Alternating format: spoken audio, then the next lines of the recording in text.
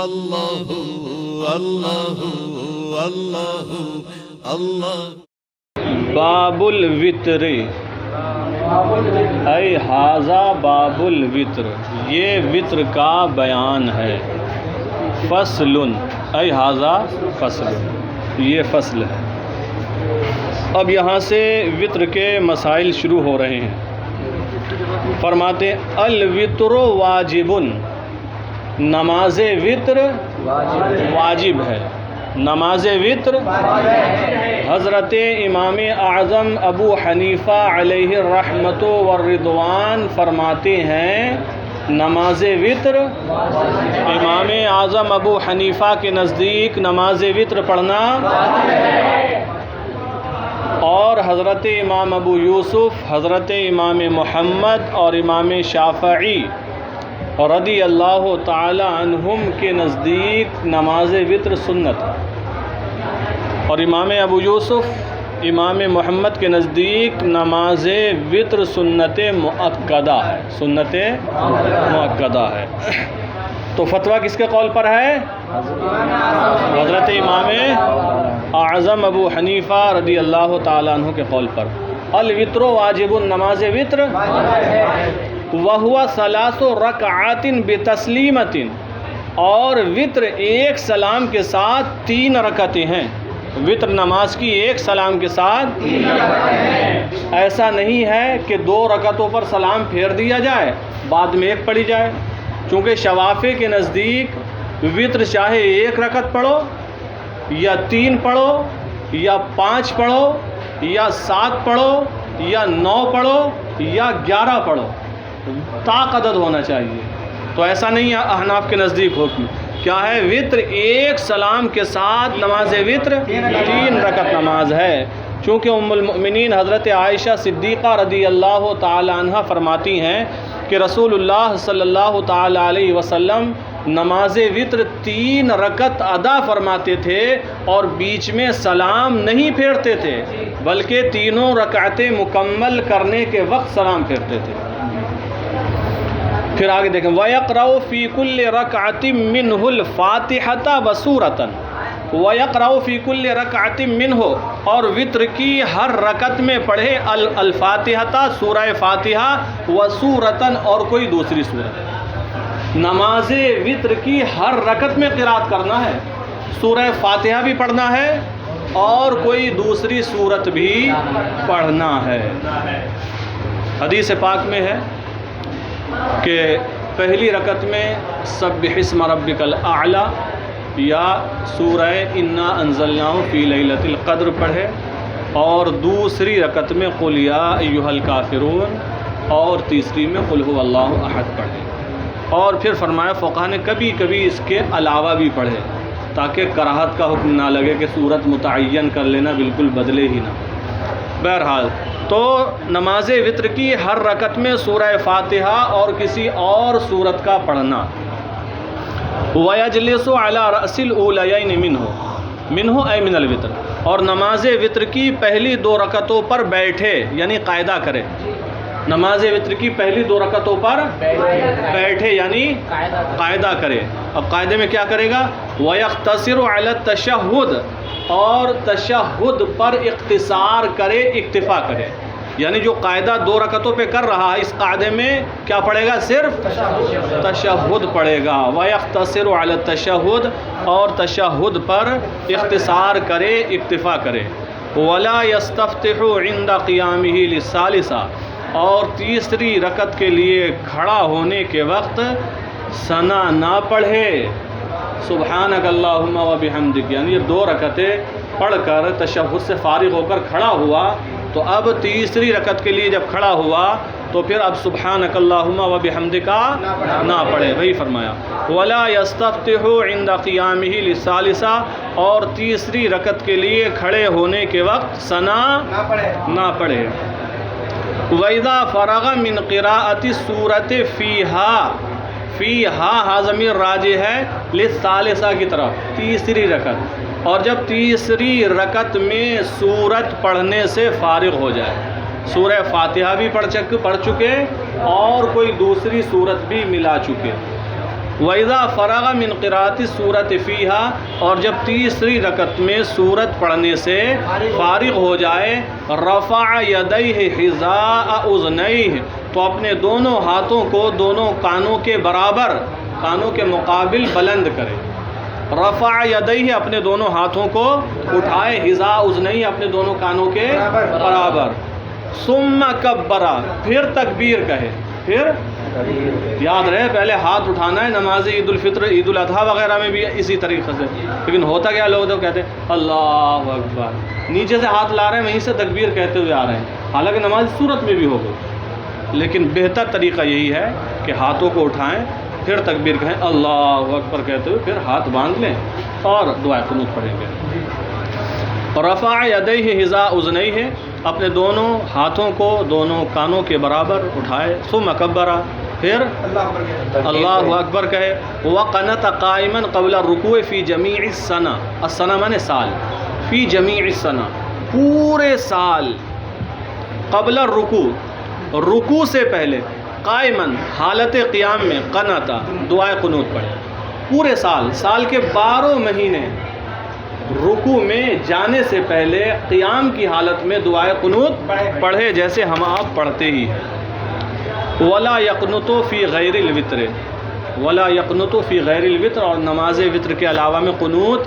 نہ پڑھے، چونکہ شواف نماز فجر میں قنوت پڑھتے ہیں۔ نماز فجر جب فرض پڑھتے ہیں، دوسری رکعت میں رکوع کو جاتے ہیں، رکوع سے اٹھنے کے بعد وہ قنوت پڑھتے ہیں، تو اس لیے فرمایا نماز وتر کے علاوہ میں قنوت نہ پڑھے۔ اعلیٰ حضرت رضی اللہ تعالیٰ عنہ فرماتے ہیں یہ جو فجر میں پڑھتے ہیں یہ سخت مکروہ ہے اور خلاف سنت ہے،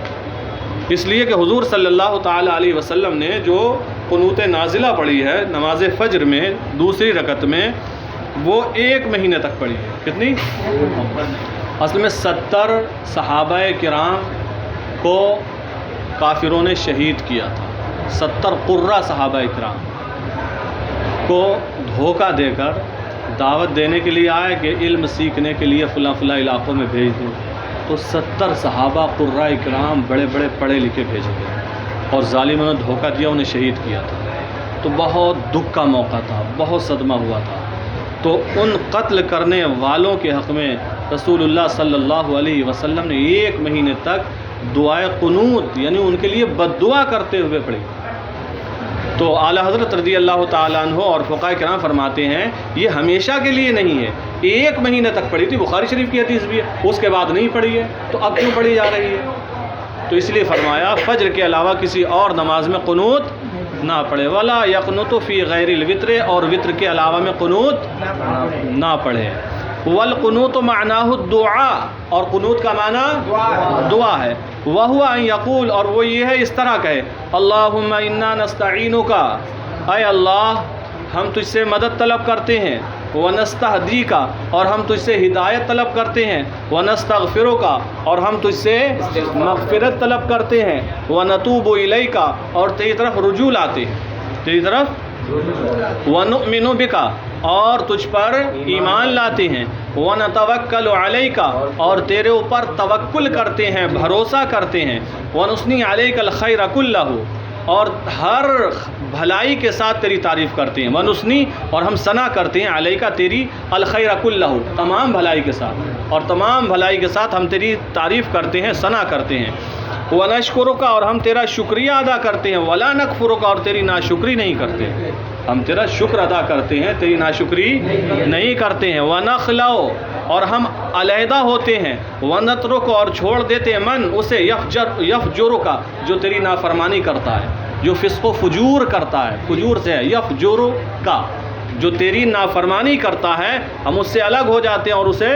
چھوڑ دیتے ہیں، تو نافرمانوں کو بھی چھوڑ دینا چاہیے۔ پھر اللہم ایاک نعبد، اے اللہ ہم تیری ہی عبادت کرتے ہیں، ایاک مفعول بھی مقدم ہے، حصر کا فائدہ دے گا، اے اللہ ہم تیری ہی عبادت کرتے ہیں، وَلَكَ نُصَلِّي، اور تیرے ہی لیے نماز پڑھتے ہیں، وَنَسْجُدُ، اور سجدہ کرتے ہیں، وَإِلَيْكَ نَسْعَى وَنَحْفِدُ، اور تیری طرف ہم سعی کرتے ہیں اور دوڑتے ہیں، نسعى دوڑنا، نحفد تیزی کے ساتھ چلنا، دوڑنا، دونوں چلنے، تیز چلنے دوڑنے کے معنی میں، وَإِلَيْكَ نَسْعَى وَنَحْفِدُ، اور ہم تیری طرف چلتے اور دوڑتے ہیں، وَنَرْجُو رَحْمَتَكَ، اور ہم تیری رحمت کی امید رکھتے ہیں، ونخشى عذابک، اور ہم تیرے عذاب سے ڈرتے ہیں، ان عذابک الجد، ان عذابک الجد،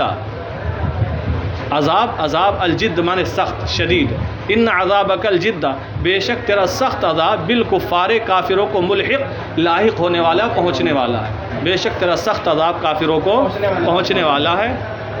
وصلی اللہ تعالی علی النبی وآلہ وسلم، اور اللہ تعالی نبی اور آپ کی آل پر درود و سلام نازل فرمائے، رحمتیں بھیجے۔ یہ یہاں تک دعائے قنوت ہو گئی۔ بہتر ہے دعائے قنوت کے آخر میں درود شریف پڑھنا۔ حضور صدر الشریعہ بدر طریقہ مفتی علامہ امجد علی اعظمی علیہ رحمت و رضوان بہار شریعت میں بھی لکھتے ہیں۔ پھر آگے دیکھیں، والمؤتم یقرأ القنوت کالامام، والمؤتم، مؤتم کا معنی کئی بار پڑھا چکے ہیں، مقتدی،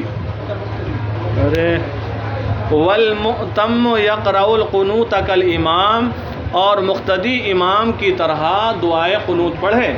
یعنی امام صاحب بھی پڑھیں گے اور مقتدی صاحب بھی پڑھیں گے، اور صحیح یہ ہے کہ آہستہ پڑھیں دونوں، امام بھی اور مقتدی بھی۔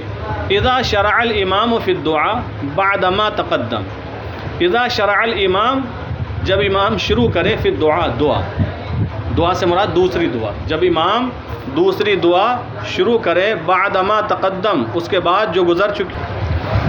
اور جب امام دوسری دعا شروع کرے، دوسری ہم ترجمے میں اضافہ کر دے رہے ہیں تاکہ سمجھنے میں آسانی ہو، بعد ما تقدم، اس کے بعد جو گزری، جو دعائے قنوت ابھی پڑھائی گئی، ترجمہ ہوا، اس کے بعد جب امام دوسری دعا کرے، پڑھے، قال ابو یوسف رحمہ اللہ تعالی، تو امام ابو یوسف رحمۃ اللہ تعالی علیہ نے فرمایا، یتابعونہ، مقتدی اس کی پیروی کریں، یعنی مقتدی بھی اس کے ساتھ دعا پڑھیں، مقتدی بھی امام کے ساتھ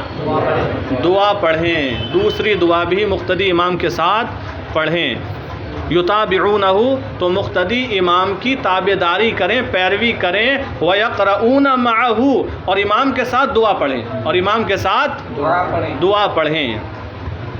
وقال محمد لا یتابعونہ، اور حضرت امام محمد فرماتے امام کی تابعداری نہ کریں، یعنی دعا نہ پڑھیں، ولکن یؤمنون، لیکن آمین کہیں، امام دعا پڑھے اور مقتدی کیا کہیں؟ اب یہ دوسری دعا کیا ہے؟ تو دعائے قنوت جو پڑھی جاتی ہے مشہور و معروف وہی ہے جو ابھی گزری ہے، اس میں بھی دو ایک لفظوں کا اضافہ ہے، ہم آپ جو پڑھتے ہیں اس پر، ایک ونستہدی کا ہے، اور ان عذابک کل جد، جد کا لفظ بڑا ہوا ہے، بہرحال تو یہ دوسری دعا کیا ہے؟ تو ایک دعا وہ ہے جو حضور صلی اللہ تعالیٰ علیہ نے حضور صلی اللہ تعالیٰ علیہ وسلم نے حضرت امام حسن رضی اللہ تعالیٰ عنہ کو سکھائی، وہ دعا ہے لکھی ہوئی آگے۔ تو اس دعا کو پڑھنا بہتر ہے، پڑھنا فرض تو نہیں ہے، واجب بھی نہیں ہے، لیکن بہتر یہ ہے کہ دونوں پڑھ لے اگر چاہے، ٹھیک ہے؟ تو اب ٹینشن نہ رہے یہ دوسری دعا کیا ہے، اگر چاہے تو پڑھ سکتا ہے، بہتر ہے، نہیں پڑھتا ہے تو بھی کوئی حرج نہیں ہے، دعا بھی آگے آ رہی ہے۔ تو اس بارے میں حضرت امام ابو یوسف کیا فرماتے ہیں؟ مقتدی بھی امام کی تابعداری کریں اور امام کے ساتھ ساتھ مقتدی بھی پڑھیں، جیسے دعائے قنوت پڑھ لیتے اس دعا کو بھی پڑھیں۔ حضرت امام محمد کیا فرماتے ہیں؟ امام کے ساتھ مقتدی نہ پڑھیں بلکہ صرف آمین کہیں، لیکن حضور صدر الشریعہ بہار شریعت میں فرماتے ہیں کہ بہتر یہ ہے کہ مقتدی بھی پڑھیں، دوسری دعا کو بھی پڑھیں۔ وَالدُّعَاءُ هُوَ هَذَا، اور وہ دعا یہ ہے، لو وہ دعا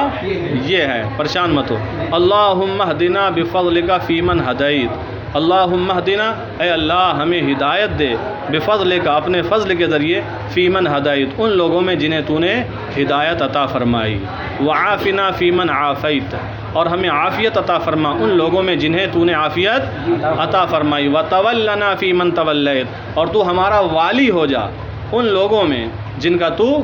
والی ہوا، جن کا تو دوست ہوا، ہمیں بھی انہی میں بنا دے اور ہمارا بھی دوست ہو جا۔ وبارک لنا فیما اعطیت، اور ہمیں اس میں برکت عطا فرما جو تو نے عطا فرمایا، وبارک لنا، اور ہمیں برکت عطا فرما فیما اس میں اعطیت جو تو نے عطا فرمایا، وقنا شر ما قضیت، وقنا اور ہمیں بچا شر ما اس کے شر سے، قضیت جو تو نے فیصلہ فرمایا، اور جو تو نے فیصلہ فرمایا اس کے شر سے ہمیں بچا، انک تقضی، بے شک تو فیصلہ فرماتا ہے، ولا یقضی علیک، اور تیرے خلاف فیصلہ نہیں کیا جاتا ہے، تیرے خلاف فیصلہ نہیں کیا جاتا ہے، انہ لا یذل من والیت، انہ لا یذل، بے شک وہ ذلیل نہیں ہوتا ہے، من والیت، جس کا تو ولی ہو جائے،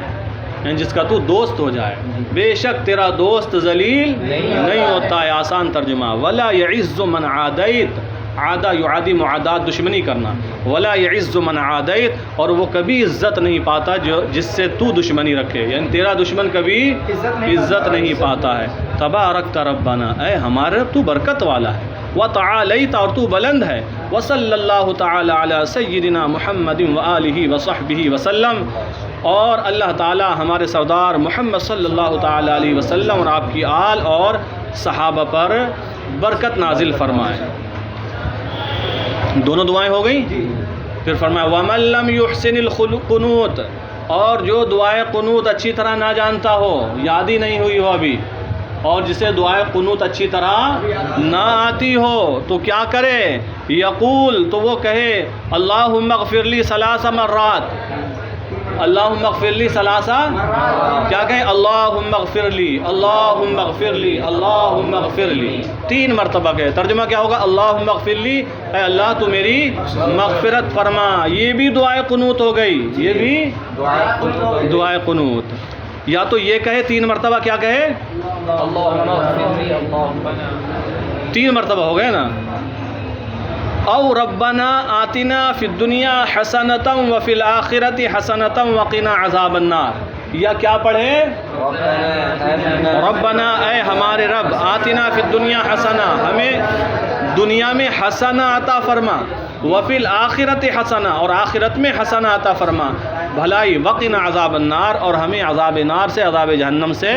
بچا، یا یہ کہے، 2 آپشن ہو گئے، تیسرا، او یا ربی یا ربی یا ربی، یا یہ کہے یا ربی یا ربی یا ربی، 3 آپشن ہو گئے، جسے دعائے قنوت نہ آتی ہو وہ یہ پڑھ سکتا ہے۔ ایک مسئلہ اور بتا دیں، یہ جو دعائے قنوت ہے نا، ہم آپ پڑھتے ہیں اللہم انا نستعینک ونستغفرک ونؤمن بک ونتوکل علیک الی آخر، یہ جو ہم پڑھتے ہیں سیم اسی کو پڑھنا واجب نہیں ہے، مطلقاً دعائے قنوت واجب ہے، وہ بھی پڑھ سکتے ہیں، اور جو بعد میں آئی ہے دعا یہ بھی پڑھ سکتے ہیں، اور ربنا آتنا بھی پڑھ سکتے ہیں، ٹھیک ہے، وہی فکس نہیں ہے کہ وہی پڑھی جائے تبھی قنوت ہوگی، دوسری بھی پڑھ سکتے ہیں، کئی دعائیں، یاد رہے گا مسئلہ، ہاں یہی صحیح ہے، بتانے میں دقت تو نہیں ہوگی، ویسے یہاں پڑھے ہوئے مسئلے آپ بے کھٹک بتا دیتے ہوگے، یہ ڈر نہیں رہتا ہوگا غلط بتا رہے ہیں، امید تو ویسے یہی ہے جی۔ ابھی مسئلہ آ رہا ہے اور بتائیں گے ہم، تم صبر تو رکھو، ذرا ٹائم کم ہے ورنہ تو چلیں دیکھیں، تو یہ یا تو وہ کہے یا ربی یا ربی یا ربی، ان میں سے جو آسان ہے۔ اب دیکھیں، وَإِذَا اقْتَدَى بِمَنْ يَقْنُتُ فِي الْفَجْرِ، اور جب کوئی ہم اپنی طرف سے ترجمہ کر رہے ہیں بڑھا کر، جب کوئی اس کی اقتداء کرے، یقنت فی الفجر، جو فجر میں دعائے قنوت پڑھتا ہے، کون لوگ پڑھتے ہیں فجر میں دعائے قنوت، شوافے پڑھتے ہیں نا، اب اتفاق سے کوئی حنفی اس کی اقتداء کرنے جا رہا ہے فجر کی نماز میں، کہیں ایسی جگہ پر ہے جو فجر میں دعائے قنوت پڑھتے ہیں، آسان لفظ میں کہ کوئی حنفی کسی شافعی کی اگر اقتداء کرے، کس میں، نماز فجر میں، وَإِذَا اقْتَدَى بِمَنْ يَقْنُتُ فِي الْفَجْرِ، اور جب اس کی اقتداء کرے جو فجر میں دعائے قنوت پڑھتا ہے، قَامَ مَعَهُ فِي قُنُوتِهِ سَاكِتًا فِي الْأَزْهَرِ، اظہر قول کے مطابق اس کے ساتھ قنوت میں خاموش کھڑا رہے۔ تو مسئلہ یہ ہے، اگر پہلے تو شوافے کے پیچھے نماز پڑھنا نہیں، شوافے کے پیچھے نماز، ہاں اگر وہ ہماری طہارت، ہمارے وضو کا خیال رکھتے ہوئے نماز پڑھا رہا ہے تب پڑھ سکتے ہیں۔ شوافے کے نزدیک خون نکلنے سے وضو نہیں ٹوٹتا، اب اس کا خون نکلا آپ نے دیکھا، اس کے نزدیک تو ٹوٹا نہیں، وہ اپنے لوگوں کو نماز پڑھا رہا ہے، آپ اس کی اقتداء نہیں کر سکتے، کیونکہ آپ کے مذہب پر وہ بے وضو ہے، آپ کے مذہب پر، اگر وہ آپ کے مذہب کی رعایت کے ساتھ باوضو ہے تب آپ اس کی اقتداء کر سکتے ہیں، تب آپ اس کی اقتداء کر سکتے ہیں۔ اب اگر اقتداء فجر کی نماز میں آپ نے کی تو جب وہ دعائے قنوت پڑھے گا تو آپ خاموش کھڑے رہیں گے، ہاتھوں کو نیچے لٹکا دیں گے، ہاتھوں کو نیچے لٹکا کر بالکل خاموش کھڑے رہیں گے، آپ دعائے قنوت بھی نہیں پڑھیں گے، یہ بتایا، حکم بھی یہی ہے۔ وَإِذَا اقْتَدَى بِمَنْ يَقْنُتُ فِي الْفَجْرِ، اور جب اس کی اقتدا کرے جو فجر میں دعائے قنوت پڑھتا ہے، قَامَ مَعَهُ فِي قُنُوتِهِ، تو اس کے قنوت میں اس کے ساتھ کھڑا رہے، ساکتاً، کیسے؟ خاموش، فی الازہر، اظہر قول کے مطابق، وَيُرْسِلُ يَدَيْهِ فِي جَنبَيْهِ، اور اپنے ہاتھوں کو اپنی کروٹوں میں، پہلوؤں میں چھوڑ دے، ارسل یرسل ارسال، لٹکا دے، چھوڑ دے، اور اپنے ہاتھوں کو اپنے پہلوؤں میں چھوڑ دے، ایسی ہاتھ لٹکا کر خاموش کھڑا رہے۔ آگے دوسرا مسئلہ، وَإِذَا نَسِيَ الْقُنُوتَ فِي الْوِتْرِ، اور جب وطر میں دعائے قنوت بھول جائے، ہو جاتا ہے کبھی ایسا کہ دعائے قنوت پڑھنا تھی، اللہ اکبر تکبیر کہنے کے بعد رکوع میں چلے جاتے ہیں، شاید سب کے ساتھ کبھی کبھی ہو جاتا ہوگا۔ وَإِذَا نَسِيَ الْقُنُوتَ فِي الْوِتْرِ، اور جب نماز وطر میں دعائے قنوت کو بھول جائے، وَتَذَكَّرَهُ فِي الرُّكُوعِ، اور رکوع میں یاد آئے، ارے دعائے قنوت نہیں پڑھی، پہنچ گیا رکوع میں، وَتَذَكَّرَهُ فِي الرُّكُوعِ، اور رکوع میں اسے یاد آئے، أَوِ الرَّفْعِ مِنْهُ، یا رکوع سے اٹھنے کے بعد یاد آئے، یا رکوع سے اٹھنے کے بعد یاد آئے، تو فرمایا لا یقنط، تو اب دعائے قنوت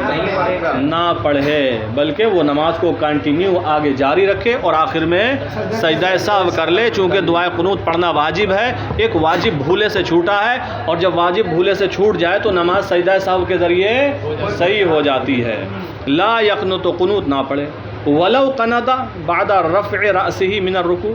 ولو قنط، اور اگر دعائے قنوت پڑھی بعد رفع رأسه، سر اٹھانے کے بعد، من الرکوع، رکوع سے، اگر رکوع سے، حکم تو یہ تھا نہ پڑھے، اب اگر اس نے رکوع سے سر اٹھانے کے بعد دعائے قنوت کو پڑھا، لا یعید الرکوع، تو رکوع کا اعادہ نہ کرے، رکوع کا اعادہ، یہ حضور صدر الشریعہ نے بھی لکھا ہے مسئلہ، رکوع کا اعادہ، کیونکہ جو رکوع اس نے کیا ہے وہ ہو گیا، وَيَسْجُدُ لِلسَّهْوِ، اور آخر میں سجدہ سہو کرے، لِزَوَالِ الْقُنُوتِ عَنْ مَحَلِّهِ الْأَصْلِ، دعائے قنوت کے اپنے اصلی محل سے زائل ہونے کی وجہ سے، کیونکہ اس کا اصلی محل تو رکوع سے پہلے تھا، اب پڑھی کب ہے؟ رکوع کے بعد پڑھی ہے، تو سجدہ سہو کرے دعائے قنوت کے اپنے اصلی محل سے، اپنی اصلی جگہ سے زائل ہو جانے کی وجہ سے۔ مسئلہ سمجھ میں آ گیا؟ اور دیکھیں مسٹیک، اگر دھوکہ ہو تو کیا کریں؟ وَلَوْ رَكَعَ الْإِمَامُ قَبْلَ فَرَاغِ الْمُقْتَدِي مِنْ قِرَاءَةِ الْقُنُوتِ، اگر امام رکوع کر لے قبل فراغ المقتدی، مقتدی کے فارغ ہونے سے پہلے، من قراءۃ القنوت، قنوت پڑھنے سے، مقتدی ابھی دعائے قنوت پڑھ کر فارغ ہی نہیں ہوا ہے، امام صاحب سجدے میں چلے گئے، یعنی نماز وتر بھی سجدے جماعت کے ساتھ ہو رہی ہے جیسے رمضان کے مہینے میں ہوتی ہے، تو اگر مقتدی کے دعائے قنوت پڑھنے کو مکمل کرنے سے پہلے امام رکوع میں چلا جائے، ٹھیک ہے، ایک صورت، او قبل شروعہ فیہ، یا مقتدی کے دعائے قنوت شروع کرنے سے پہلے ہی چلا جائے، ابھی شروع بھی نہیں کر پایا تھا، امام صاحب اتنے فاسٹ تھے، وہ دعائے قنوت پڑھ کر چلے گئے یا بغیر پڑھے چلے گئے، بہرحال، او قبل شروعہ فیہ، یا مقتدی کے دعائے قنوت کو شروع کرنے سے پہلے رکوع میں چلا گیا، بہرحال امام صاحب رکوع میں چلے گئے، یا تو مقتدی نے ابھی دعائے قنوت کو کمپلیٹ نہیں کیا ہے اور امام صاحب رکوع میں چلے گئے، یا مقتدی نے ابھی شروع ہی نہیں کیا ہے اور امام صاحب رکوع میں چلے گئے، اب مقتدی کیا کرے؟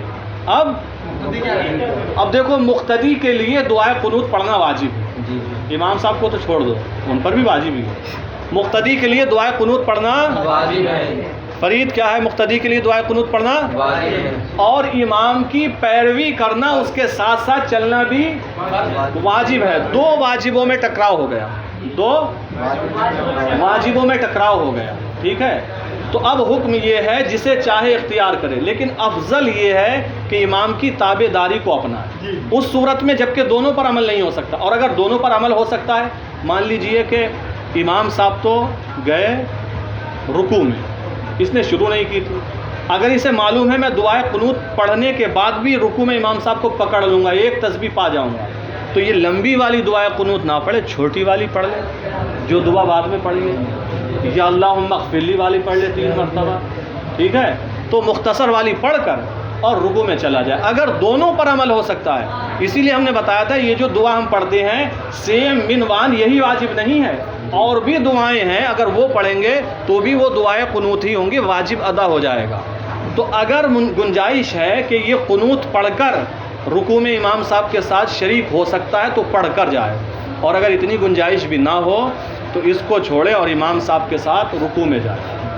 چونکہ پیروی بھی واجب ہے اور پھر رکوع فرض بھی ہے۔ اور اگر حضرت اسے اختیار کیا اور وہ چھوڑ گئے، جی کسی نے جی دعا قنوت پڑھی جی جب تک رکوع سے اٹھ گئے امام، تو وہ کیا کریں؟ تو ایسی صورت میں پھر یہ ادا کرے گا تو اس کو دیکھنا چاہیے، لیکن صورت حال تو یہی بتا رہی ہے کہ گناہ گار ہوگا پھر یہ۔ جو رکوع فرض ہے، تابع داری تو واجب تھی، اس میں امام کے ساتھ نہیں رہا، بعد میں رکوع ادا کرے گا یہ۔ امام صاحب اگرچہ اٹھ گئے ہوں، اتفاق ہو گیا، وہ یہ سوچ رہا تھا نہیں میں امام صاحب کے ساتھ پہنچ جاؤں گا رکوع میں، اتفاق کے بعد امام صاحب جلدی میں تھے، آج جلدی اٹھ گیا رکوع سے، پہلے تو نہیں اٹھتے تھے اتنی جلدی، تو پھر یہ رکوع کرے گا، اپنا ہی کرے چاہے، اور امام صاحب کے ساتھ شریک ہو جائے۔ ایسا نہیں اگر اس زکوٰۃ چھوڑ گئی تو بعد میں پڑے گا وہ زکوٰۃ امام صاحب کے سلام کے لیے؟ نہیں، اگر اسی رکعت میں یہ شریک ہو رہا ہے، امام صاحب تیسری رکعت میں ہیں، رکوع میں آ گئے، اب یہ باہر سے آیا ہے اور یہ اسی میں شریک ہو رہا ہے، رکوع میں شریک نہیں ہو پایا، تب تو چھوٹ گئی، لیکن شروع سے ہی امام صاحب کے ساتھ پڑھ رہا ہے جماعت کے ساتھ، اگر شروع سے ہی امام صاحب کے ساتھ ہے تو پھر اس کی رکعت نہیں چھوٹے گی، یہ نہیں مانا جائے گا کہ اس کی رکعت چھوٹ گئی، اگر امام کے پیچھے بھی وہ رکوع ادا کرتا ہے تو بھی اس کا رکوع ہو جائے گا۔ اس طریقے کئی مسئلے آئے ہیں، جیسے کہ امام سے پہلے چلا گیا وہ رکوع میں، امام صاحب رکوع میں آئے بھی نہیں تھے، وہ اٹھ گیا پہلے ہی، تو یہ تو رکوع اس کا ہوا نہیں۔ اب امام صاحب کے ساتھ یا تو دوبارہ آئے یا امام صاحب کے بعد رکوع میں آئے، تب بھی رکوع مان لیا جائے،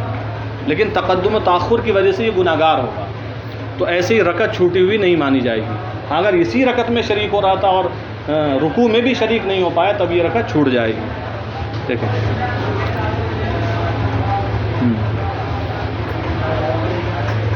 وَلَوْ رَكَعَ الْإِمَامُ قَبْلَ فَرَاغِ الْمُقْتَدِي مِنْ قِرَاءَةِ الْقُنُوتِ، اور اگر امام رکوع کر لے مقتدی کے دعائے قنوت کو پڑھنے سے فارغ ہونے سے پہلے، او قبل شروعہ فیہ، یا مقتدی کے دعائے قنوت شروع کرنے سے پہلے امام رکوع کر لے، وَخَافَ فَوْتَ الرُّكُوعِ، اور مقتدی کو رکوع کے چھوٹ جانے کا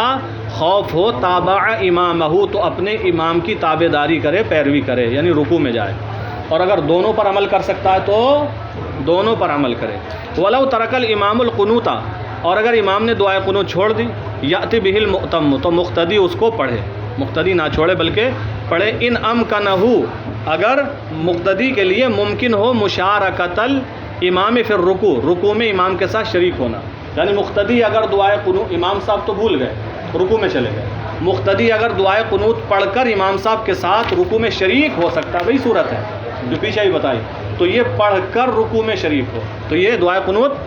پڑھ کر رکوع میں شریک ہو، وَإِلَّا، ورنہ، یعنی اگر ممکن ہی نہیں ہے رکوع میں امام صاحب کے ساتھ شریک ہونا، چھوٹ جائے گا رکوع، وَإِلَّا، ورنہ، یعنی اگر ممکن نہ ہو امام صاحب کے ساتھ دعائے قنوت پڑھ کر رکوع میں شریک ہونا، بلکہ رکوع چھوٹنے کا اندیشہ ہو یا ظن غالب ہو، وَإِلَّا تَابَعَهُ، ورنہ امام کی تابع داری کرے اور قنوت کو یہاں چھوڑ دے۔ وَلَوْ أَدْرَكَ الْإِمَامَ فِي رُكُوعِ الثَّالِثَةِ مِنَ الْوِتْرِ، اور اگر نماز وطر کی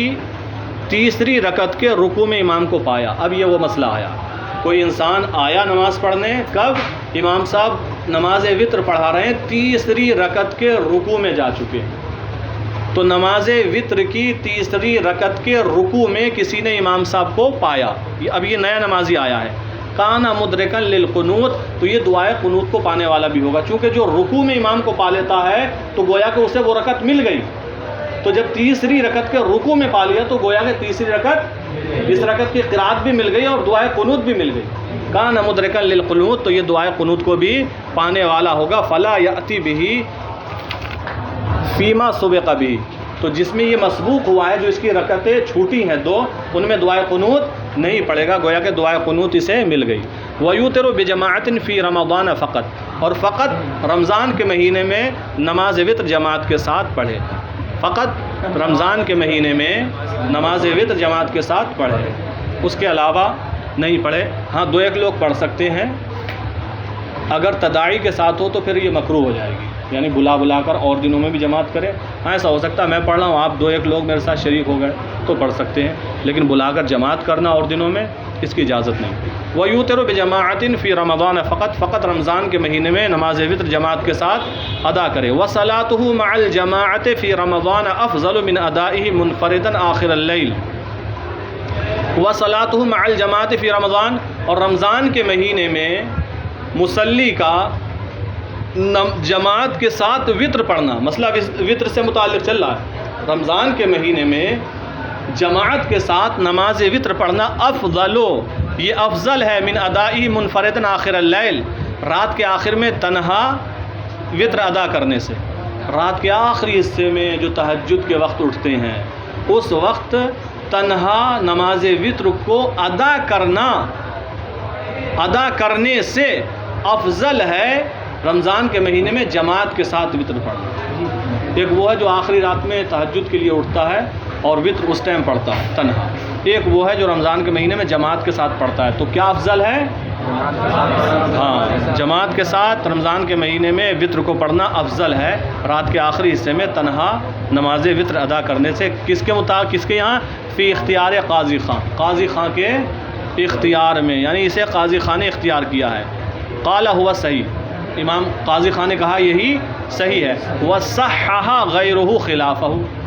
اور ان کے علاوہ علماء کرام نے اس کے خلاف کو صحیح قرار دیا ہے. یعنی اگر کوئی ایسا ہے جو تہجد میں اٹھتا ہے تو اس کے لیے حکم بھی یہی ہے کہ نماز عشاء ادا کرے لیکن وطر کی نماز نہ پڑھے، بلکہ جب تہجد میں اٹھے تہجد پڑھے اور آخر میں وطر کی نماز پڑھے. تو بعض لوگوں نے یہ کہا کہ یہ افضل ہے تنہا. تو اس صورت میں اختیار دیا گیا ہے، جس زمانے کے حساب سے جس میں آسانی جو بہتر ہو اس پر انسان عمل کرے. یہ افضلیت غیر افضلیت کا مسئلہ ہے، یہاں پر وجوب یا فرض یا کراہت تحریمی وغیرہ کا مسئلہ نہیں ہے. نماز وطر کی نیت اردو میں اگر آپ چاہیں تو یوں کر سکتے ہیں، نیت کی میں نے 3 رکعت نماز وطر پڑھنے کی پیچھے اس امام کے، نہیں، نیت کی میں نے 3 رکعت نماز وطر پڑھنے کی واسطے اللہ تعالیٰ کے پیچھے اس امام کے منہ کعبہ شریف کی طرف. اللہ اکبر. یا واجب اللیل کا لفظ بھی بڑھا سکتے ہیں، نیت کی میں نے 3 رکعت نماز وطر واجب اللیل پڑھنے کی، لیکن علماء نے صراحت کی ہے واجب اللیل کہنا ضروری نہیں ہے. یہ اردو میں ہے، باقی انہیں الفاظ کو عربی میں ادا کر لیں. آپ سمجھ میں آ گئی بات؟ کوئی شبہ؟